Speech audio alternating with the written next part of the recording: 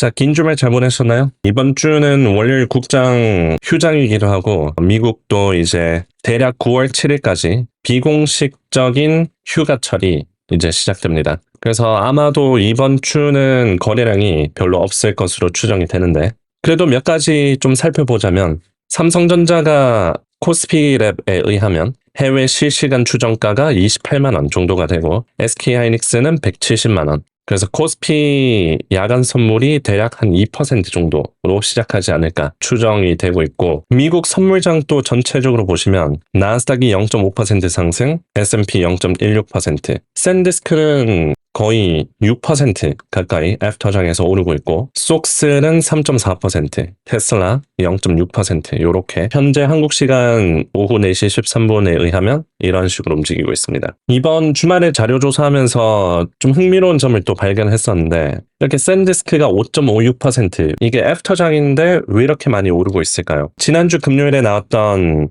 13F에 의하면 기관들이 포트폴리오를 공개하는 그런 이제 분기마다 공개하는 날인데 거기서 제인 스트리트의 유명 투자 기관이 올해 2분기 포트폴리오 비중이 가장 큰 게 브로드컴 그리고 네 번째로 가장 큰 게 샌디스크였습니다. 유통된 주식 중에서 1.2% 정도를 보유하고 있었고 포트폴리오 전체의 1.22% 그리고 이번에 시가총액이 변동이 돼서 굉장히 많은 수익을 거둬들였습니다. 물론 이거는 2분기라서 3분기 거의 한 3개월 차이로 샌디스크 지분을 좀 팔았을 수는 있겠지만 현재 이 위치, 이 메모리 피지컬 하드웨어 쪽으로 얼마나 수요가 많은지 확인을 해볼 수 있는 정보이기도 합니다. 그만큼 지금 시장에 주도하고 있는 섹터가 반도체, AI, 그리고 하드웨어, 메모리 쪽으로 주도를 하고 있다는 것을 확인해 볼 수 있고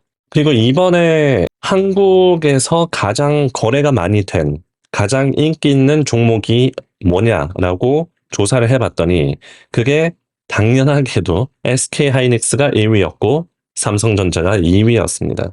그런데 여기서 더 흥미로운 점은 미국에서 가장 거래 대금이 많았던 종목이 뭔지 살펴봤더니 그게 샌디스크랑 마이크론이더라고요.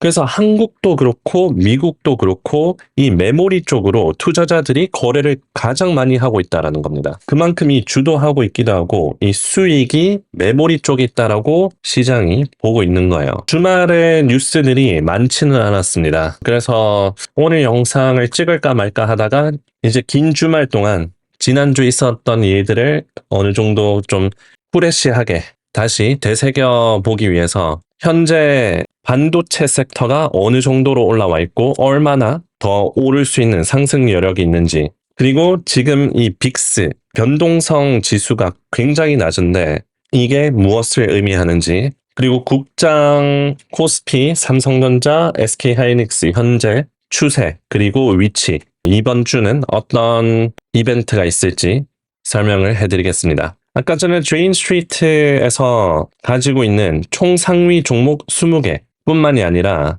시타델, 벅셔 해스웨이, 시츄에이션 어웨어네스, 상황인식 펀드, 그리고 드러큰밀러 등 이 월가의 유명 펀드 매니저 그리고 투자기관들이 2분기에 어떤 종목들을 가장 많이 들고 있는지 20종목 간추려서 리포트 작성해 놓은 프리미엄에 대한 정보를 보시려면 고정 댓글 확인해 보시고 이렇게 유명 기관들이 지금 어떤 종목들을 가장 많이 보유하고 있는지 알게 된다면 나의 포트폴리오는 어떠한지 월가의 대가들은 어떤 섹터의 비중을 가장 많이 두고 있는지 비교해가면서 향후 투자에 도움이 될 겁니다. 뿐만이 아니라 제가 최소 2주 전부터 마이크론이랑 샌디스크 거래량을 알아보고 샌디스크 1200불 그리고 마이크론 850불 떨어지고 있을 때 어느 가격에서 가장 살 만한지 매물대를 보면서 계속 알람도 드렸습니다. 지금은 샌디스크가 한 1800 정도 돼가고 있죠. 마이크론도 $1000 넘어가려고 하고 있고 그래서 샌디스크와 마이크론 뿐만이 아니라 앞으로 또 투자할 만한 종목이 생기면 분석해드리고 알림도 드릴 거니까 고정 댓글 확인해 보시고 투자에 도움이 되셨으면 좋겠습니다. 지난주 금요일에 S&P 500 거래량이 2025년 2월 19일 이후로 최저 수준이었습니다. 그래서 시장이 거래량 없이 주가가 올랐다고 볼 수 있죠. 그래서 이 차트에서 거래량을 보시면 2025년 2월 19일 이후로 가장 거래량이 적었습니다. 지금 S&P는 사상 최고가를 달려가고 있죠. 마찬가지로 빅스 지수도 2026년 올해 중에서 가장 낮은 수치를 기록하고 있습니다. 그래서 S&P도 사상 최고가이고 거래량이 작고 변동성 지수도 낮고 아무도 지금 하방을 안 본다는 거예요. 그만큼 시장이 강세장이라고 믿고 있고 별일이 없으면 그냥 계속 떨어져도 오를 가능성이 높습니다.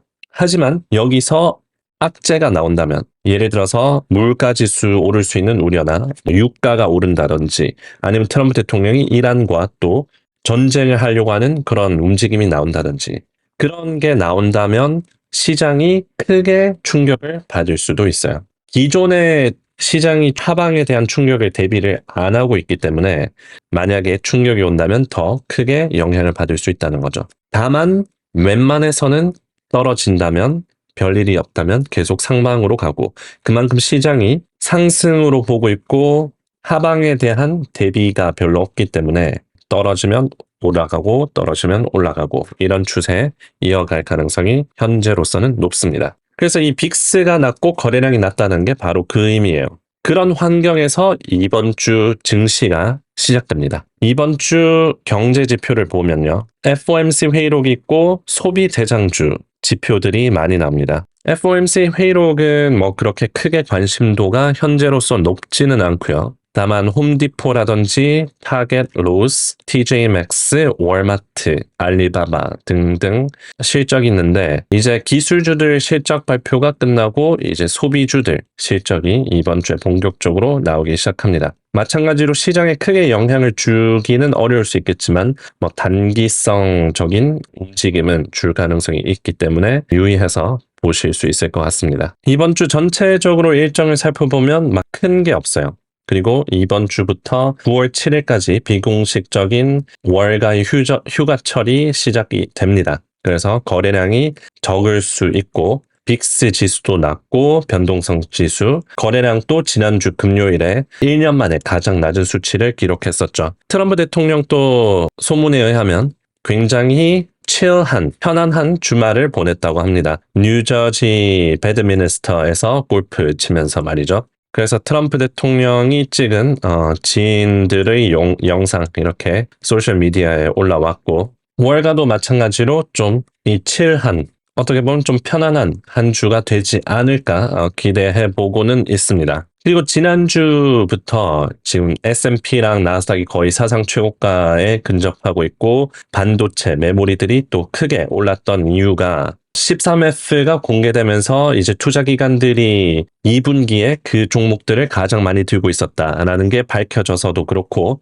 더 근본적인 게 뭐냐면 엔비디아가 AI 컴퓨팅 5천억 달러 규모의 AI 컴퓨팅 금융 계획을 발표하면서 이 AI 쪽으로 수급이 굉장히 빠르게 몰렸어요. 골드맨삭스, 블랙스톤, 블랙록, 아폴로 등 월가의 거대 금융사들과 5천억 달러라는 어마어마한 규모의 AI 컴퓨팅 금융 계획을 공개하면서 관련된 흥미로운 점이 있고 알아두면 좋은 점이 있는데 이 계획 구조가 뭐냐면 간단하게 말하면 엔비디아 고객들이 GPU를 살 수 있도록 월가가 대출을 돈을 공급해 주는 겁니다. 그래서 월가가 엔비디아 고객들한테 돈을 빌려주고 그 고객이 돈이 생겼으니까 엔비디아한테 GPU를 사고 월가 금융사들은 대출을 해주면서 수수료와 이자를 벌고 엔비디아는 더 많은 GPU를 판매할 수 있게 되기 때문에 좋고 그리고 고객사들은